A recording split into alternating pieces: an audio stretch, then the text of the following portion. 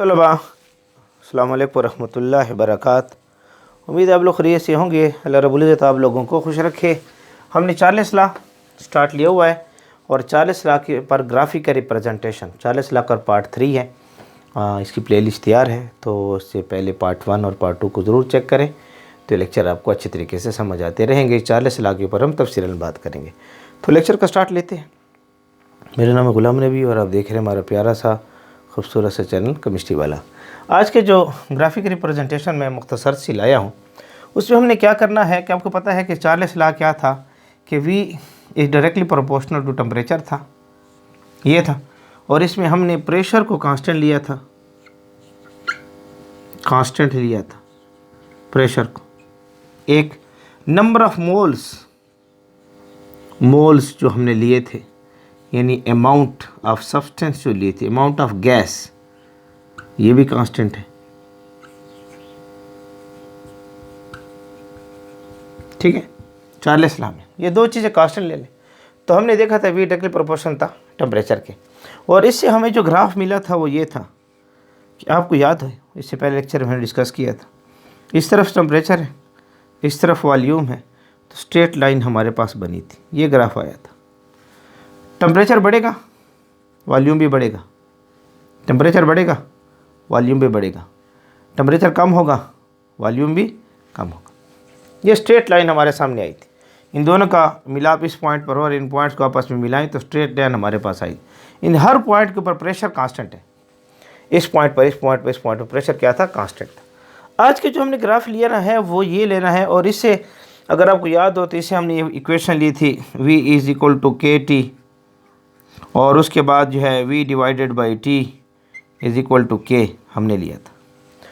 ठीक है, अब जो हमने आज के जो दो ग्राफ जो हमने ड्रा करनी है कुछ ऐसे होंगी कि आपके पास यहाँ V डिवाइडेड बाई T कर लें, इसका ग्राफ वॉल्यूम के लिहाज से, और एक ग्राफ यहाँ ले लें इस तरीके से V डिवाइडेड बाई T, और इसका ग्राफ टेम्परेचर के लिहाज से।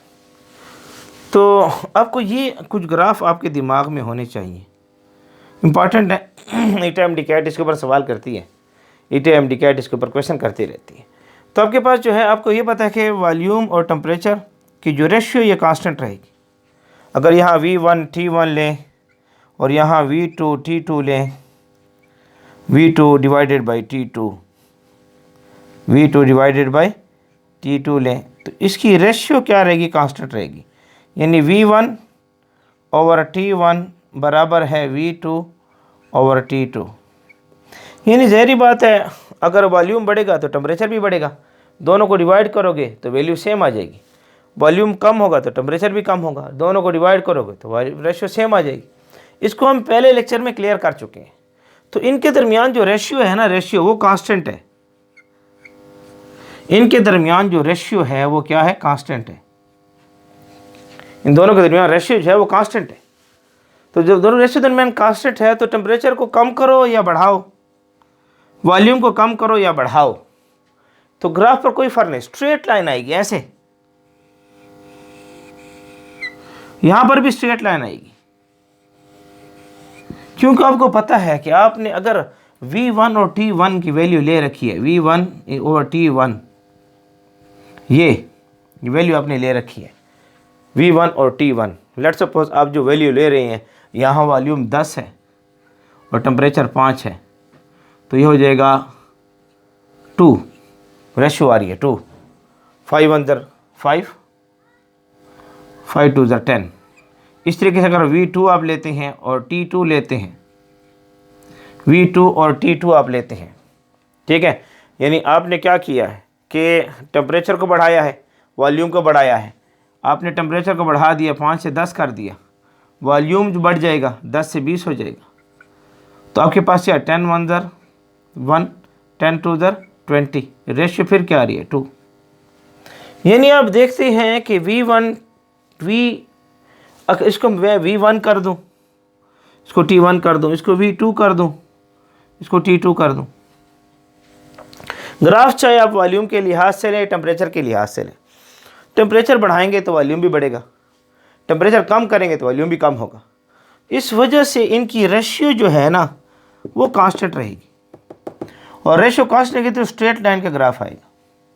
तो इस वजह से आपने 4 ऑप्शन दिए होंगे, तो टेम्परेचर वॉल्यूम के लिहाज से इसको अच्छे तरीके से याद रखें। ये आपके पास ईटा एमडीकैट में एमसीक्यूज आता है, ईटा है और एमडीकैट है, उसमें इसका एमसीक्यूज आता है। तो इसको नोट कर लें, छोटा सा लेक्चर था आप लोगों के सामने मैं लाया था, तो इसको नोट कर लें, शाबाश, नोट कर लें, नोट कर लें, शाबाश। तो उम्मीद है आप लोग को हमारा आज का लेक्चर पसंद आया होगा। छोटे छोटे लेक्चर लेकर इंशाल्लाह हम चैप्टर को एंड करेंगे। बस बने रहें, जुड़े रहें। अल्लाह रब्बुल इज़्ज़त आप लोगों को खुश रखे।